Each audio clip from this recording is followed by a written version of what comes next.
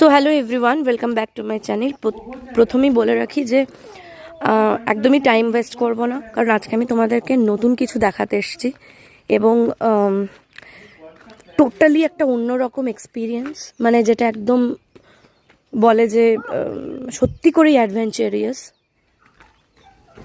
So please তোমরা দেখো প্রথমে বলে একটু ইন্ট্রোডাকশনটা দিয়ে দিই, নাহলে হঠাৎ করে তোমরা বলবে যে পাহাড়ের মাঝখানে এরকম একটা এসে ভ্লগ করছে, এর মানেটা কি।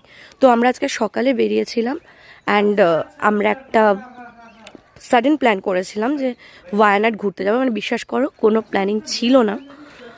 তো আমার একজন চেনা, আমি ভ্লগে নামটা করছি না কারণ প্রাইভেসি বলে কিছু ম্যাটার থাকে, তো খুবই ক্লোজ সে খুব ভালো, আমার ভালো বন্ধু বোন বলতে পারো।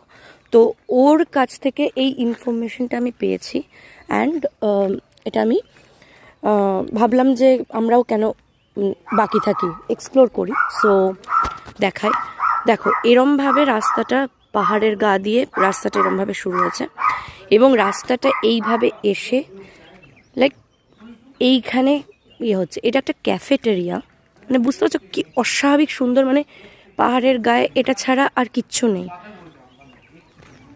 ওখানে রাহুল আছে, তো বাচ্চা, ইভেন আজকে আমরা আমাদের পেটকেও নিয়ে এসছি, মাম্মামকেও নিয়ে এসছি সঙ্গে। তো জাস্ট দেখো এই ক্যাফেটেরিয়া, এখানে তোমরা এসে স্ন্যাক আপ, চা, টি, কফি এনিথিং করতে পারো চাইলে। এবার এই ক্যাফেটেরিয়া থেকে দেখো চলে যাচ্ছে পাশ দিয়ে একটা সরু রাস্তা, এটা কিন্তু হেঁটে যেতে হবে। ওখানে একটা চাতালের মতন করা আছে, ওটা হচ্ছে একটা বসার জায়গা, মানে ফর রিল্যাক্সিং।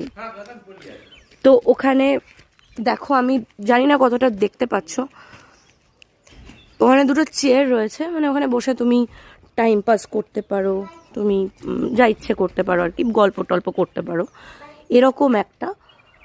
আর থেকে যে ইন্টারেস্টিং ব্যাপারটা, অ্যাডভেঞ্চার, সেটা হচ্ছে এই রাস্তাটাতে গিয়ে, মানে এটার পিছন দিকে এই যে চাতালটা দেখছো না, বসার জায়গাটা বললাম, এটা ঠিক পিছন দিকে